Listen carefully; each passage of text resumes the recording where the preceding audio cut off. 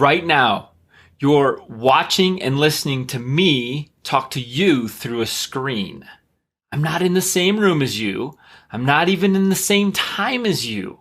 I'm probably eating dinner or sleeping or working or playing with my kids right now while you're staring at a screen. Think about that for a moment. That's nuts.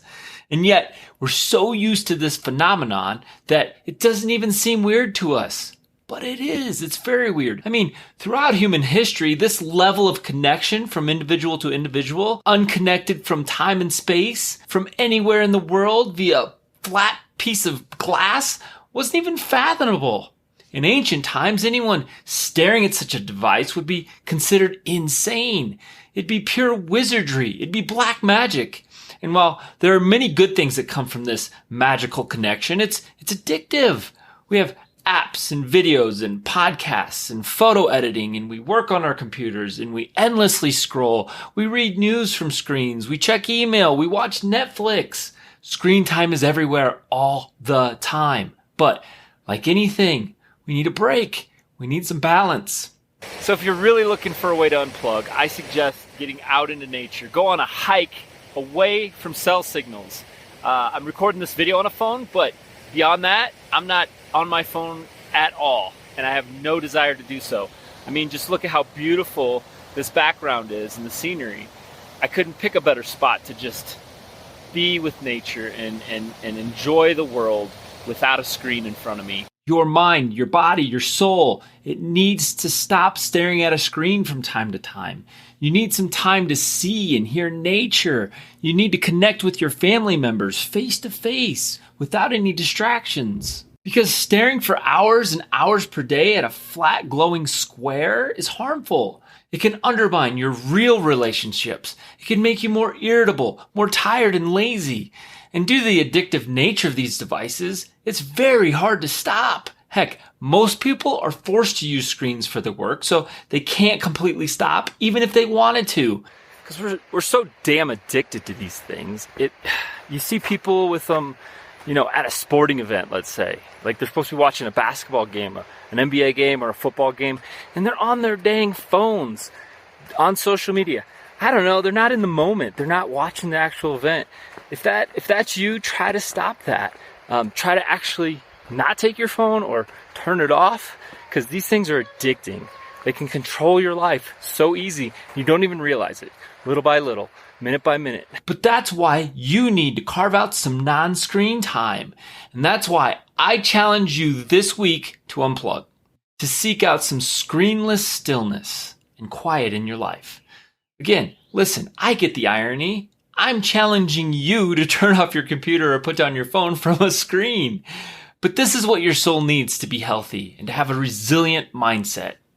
If you're extremely addicted to your TV, your smartphones, your computers, like the majority of those around the world today, then this challenge will be difficult. And that's okay. That's what being resilient means. Doing hard things on purpose. It's like an act of stoicism.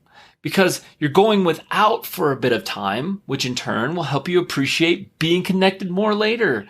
It also gives you time and space to reflect on gratitude, and it forces you to practice immense patience. And they're all foundations for building mental resiliency in your life. So this week, I'm going to provide you with 3 challenges you can choose from. A basic challenge, an intermediate challenge, and an advanced challenge. Okay, here's the basic challenge. I'd like you to go at least 1 hour each day this week with 0 screen time. I want you to completely unplug for an entire hour straight while also not doing other required tasks such as driving or cooking dinner, etc. Because then you're not really focusing. You're just like, oh, I was off my screen because I drove to and from work for an hour. That doesn't count. And then during this time, I want you to try to focus on a few things that you're grateful for. Let's say 5. You're up for it, take the intermediate challenge, okay? This is similar, but I want you to go 2 hours each day this week with no screen time. And then during this time, focus on 10 things that you're truly grateful for in your life. You'll want to get out of the house to get unplugged, plan some walks outside, or seek a secluded area in a park to focus on your life with gratitude. And finally, the advanced unplug challenge is to go 3 hours each day this week with no screen time. 3 hours may feel like a lot for some of you, But this is an advanced challenge and it's supposed to be difficult. And just a few decades ago, this is how people lived nearly every day. The pace of life back then, it was calmer and quieter and more connected with nature and with loved ones. Long hikes are great for this. Plus, walking has immense health benefits. After you complete the challenge, please come back to this video and comment on how you did, how you felt, what you learned about yourself. I'd love to hear about it. And this mental resiliency challenge is just one of 52 you can tackle over the course of a year in a program I call the Resilient Life. And as a member of the Resilient Life, you'd also get 52 physical challenges and a whole host of resiliency badges that you can earn by meeting strategic resiliency milestones, like having strategic backups, like some extra food, some extra water, having your medical kits in your homes ready to go. And you get to track your progress through these challenges and badge requirements with something we call your readiness score. So as you get more resilient mentally, physically, and emotionally, you gain readiness score points. The bottom line is the Resilient Life is helping people go from part of the fragile masses to the resilient few.